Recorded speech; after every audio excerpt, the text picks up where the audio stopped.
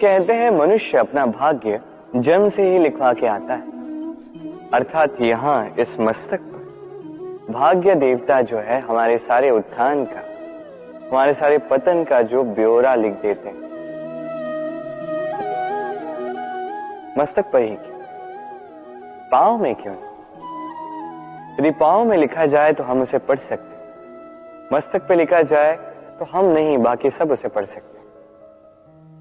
अब ये जो ललाट है, इस पर वही प्रतिबिंबित होता है जो इसके भीतर मस्तिष्क में, और मस्तिष्क में होती है हमारी सोच।